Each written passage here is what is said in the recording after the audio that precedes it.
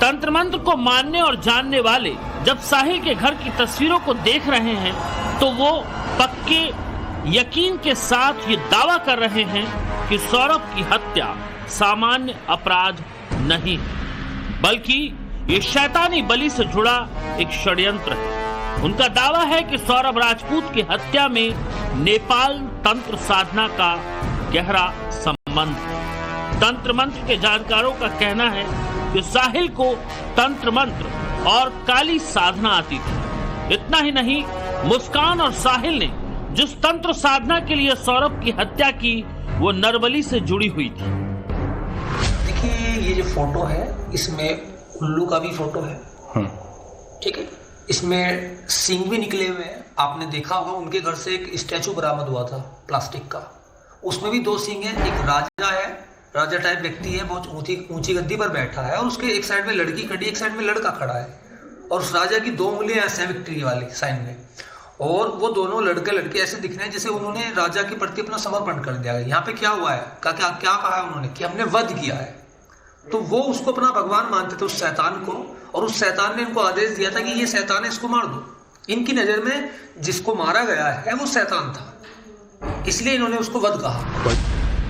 सौरभ की हत्या के बाद मुस्कान और साहिल के जिस तरह के वीडियो सामने आए और कहानियां सामने आई, उससे तो ये बात साफ थी कि मुस्कान के सपने बड़े थे और उसकी ख्वाहिशें खुले आसमान में उड़ने की थी, लेकिन सौरभ उसके रास्ते का रोड़ा था। दरअसल ऐसा माना जाता है कि नेपाल और पश्चिम बंगाल के कुछ साधक ऐसी तंत्र साधनाओं को अंजाम देते हैं जिनमें पंचमुंडी बलि दी जाती है। पंचमुंडी बलि यानी 5 मुंड या 5 सिर की बलि। बलि की प्रथा तो पुरानी है, लेकिन लोग अपनी ख्वाहिशों को पूरा करने के लिए भी बलि के बहकावे में फंस जाते हैं। ख्वाहिशें क्या थी? ख्वाहिशें देखिए, इन्होंने पंचमुंडी या फिर उल्लू साधना की है।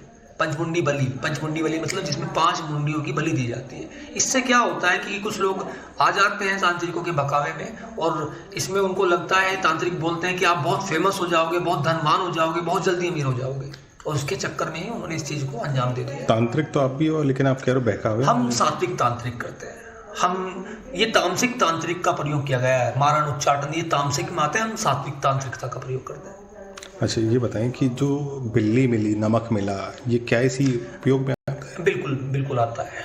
और रही बात बिल्ली की, देखिए बिल्ली जो है ज्योतिष में केतु का प्रतीक है, और अगर हम तंत्र की बात करें तो बिल्ली को अशुभ माना गया है।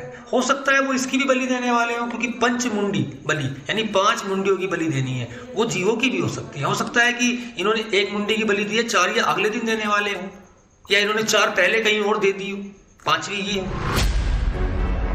वध करने जैसे शब्द, कमरे की पेंटिंग और भूखी बिल्ली की मौजूदगी तो इस कहानी को तंत्र साधना और काले जादू की तरफ ले ही जा रही है।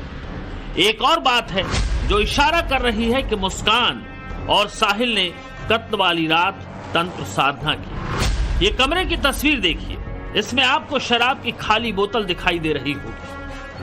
दरअसल एक तंत्र साधना है जिसे वुल्फ तंत्र साधना कहते हैं। इस तंत्र साधना में नशे का सहारा लिया जाता है और इस तंत्र साधना में तंत्र करने वाला नशे में मदहोश होता है।